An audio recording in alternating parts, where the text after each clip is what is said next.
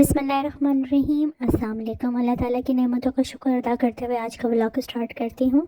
मज़ेदार ग्रेवी के साथ बहुत ही आसान रेसिपी आज मैं आपके साथ शेयर करने जा रही हूँ। इस रेसिपी से कोफ्ते बहुत ही सॉफ्ट, जूसी और जायकेदार बनते हैं। तो चलिए रेसिपी स्टार्ट करते हैं। Welcome to my channel AFM प्राचा फूड। मैं हूँ सोनिया। कोफ्ते बनाने के लिए हमें किन किन चीज़ों की ज़रूरत है, तो चलिए रेसिपी स्टार्ट करते हैं। 1 किलो कीमा लेंगे बारीक पिसा हुआ, सूखा धनिया पिसा हुआ 3 टेबल स्पून, 1 टीस्पून पिसी हुई लाल मिर्च, 1 टीस्पून कुटी हुई लाल मिर्च, लहसुन अदरक पेस्ट 2 टेबल स्पून, गरम मसाला पाउडर 1 टेबल स्पून, नमक 1 टेबल स्पून, हरी मिर्चें 4 अदद, 2 दरमियानी प्याज, इसको इस तरह हमने काट लिया। ब्लेंडर में हम प्याज और सारे स्पाइसेस डालकर इसको ब्लेंड कर लेंगे।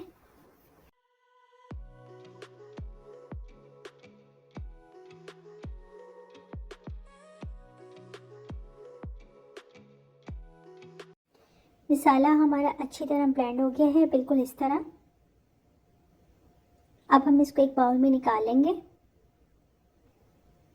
अब हम दोहरी या सिलबट्टे में आधा कीमा और आधा पिसा हुआ मसाला ऐड करके उसको अच्छी तरह कूट लेंगे। चूँकि कीमा मशीन का बारीक पिसा हुआ लिया था और मसाला भी हमने अच्छी तरह ब्लेंड कर लिया था, तो इसको हम 10 मिनट कूटेंगे। अगर आप कूटना नहीं चाहते तो आप इसको चॉपर में पीस सकती हैं।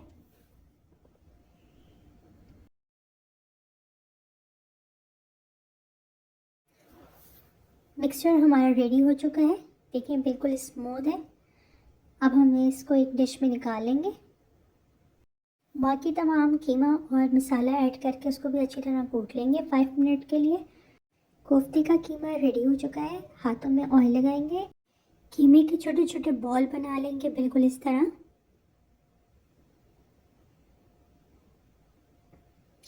सारे बॉल हमारे बनकर रेडी हो चुके हैं।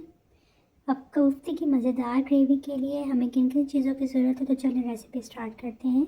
2 प्याज लेंगे दरमियानी अदद, उसको इस तरह काट लेंगे। 1 कप घी, 3 दरमियानी टमाटर, 1/4 कप दही, 2 टेबल स्पून लहसुन अदरक पेस्ट, ज़ीरा 1 टीस्पून, हल्दी 1 टीस्पून, लाल मिर्च powder 1 table spoon, 1 table spoon नमक, 3 से 4 अदद हरी मिर्च, उसको इस तरह काट लेंगे। अब एक देगची लेंगे, उसमें हम घी डालेंगे, उसको गर्म करेंगे। जब घी हमारा अच्छी तरह गर्म हो जाएगा तो उसमें प्याज डालेंगे। प्याज को हमने गोल्डन ब्राउन फ्राई करना है।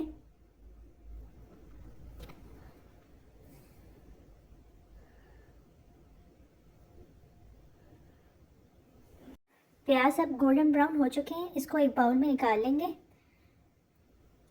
टमाटर जो हमने 3 अदद लिए तो उसका हम छिलका उतार लेंगे, बिल्कुल इस तरह। अब हम ब्लेंडर में टमाटर डालेंगे, 1/4 कप दही डालेंगे और प्याज डाल के उसको ब्लेंड कर लेंगे, बिल्कुल इस तरह। ग्रेवी का मसाला हमारा रेडी है। अब हम उसी ऑयल में सारे कोफ्ते ऐड करेंगे।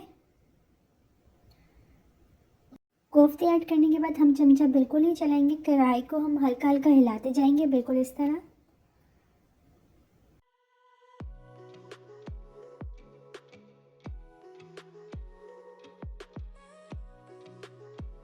अब कोफ्ते हमारे नीचे से पक चुके हैं, देखिए कोफ्ते के ऊपर पानी आ चुका है। हम इसका साइड चेंज कर लेंगे, बिल्कुल इस तरह आराम से।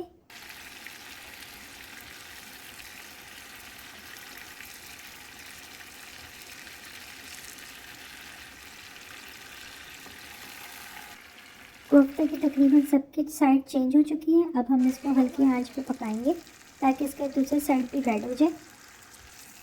आप देख लें इसकी दूसरी साइड भी अच्छी तरह पक चुकी है। लहसुन अदरक का पेस्ट ऐड करेंगे इसमें और इसको मज़ीद फ्राई करेंगे जब तक इसका पानी फ्राई हो जाएगा और लहसुन अदरक भी अच्छी तरह इसमें फ्राई हो जाएगा।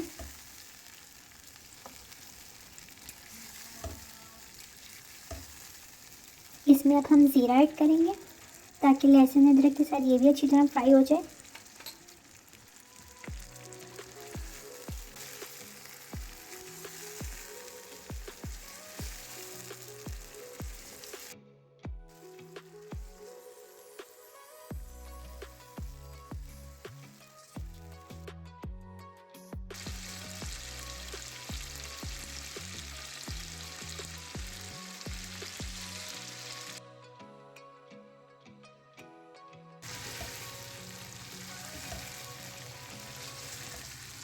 کوفتے کا پانی اچھی طرح ڈرائی ہو گیا ہے. اب ہم اس میں ریڈ چلی پاؤڈر اور ہلدی ایڈ کریں گے اور اس کو 5 منٹ مسلسل فرائی کریں گے ہلکی آنچ میں.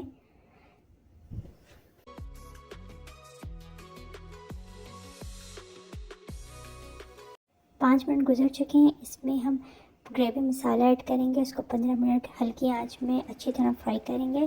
اس کو اتنا فرائی کریں گے کہ مسالہ ہمارا پک جائے اور تیل سائڈوں پہ آ جائے. 15 منٹ ہمارے گزر چکے ہیں. اس میں ہم نمک ایڈ کریں گے اور اس کو 10 منٹ مزید پکائیں گے.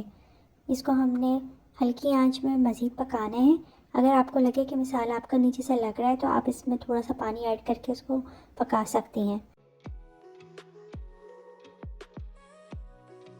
10 منٹ گزر چکے ہیں. مسالہ پک کر ریڈی ہو چکا ہے. آئل دیکھیں سائڈوں میں آ گیا ہے. اس میں اب 2 گلاس پانی ایڈ کر دیں گے.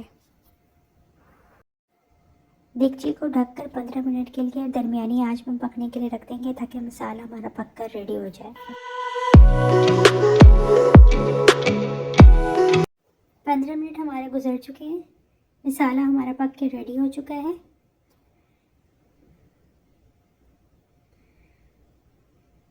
اب ہم اس میں ہری مرچی ایڈ کریں گے.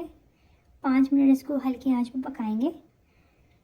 الحمدللہ کوفتے کی بہت ہی مزیدار گریوی بن کر ریڈی ہو چکی ہے. تو ہے نا بہت ہی مزیدار ریسیپی پسند ہے تو لائک شیئر ضرور کیجیے گا اور کمنٹ میں ضرور بتائیے گا کہ آپ کو ریسیپی کیسی لگی. کوفتے کو سرونگ باؤل میں نکال لیں گے اور یہ دیکھیں کتنے مزیدار جوسی کوفتے بن کر ریڈی ہیں ہمارے.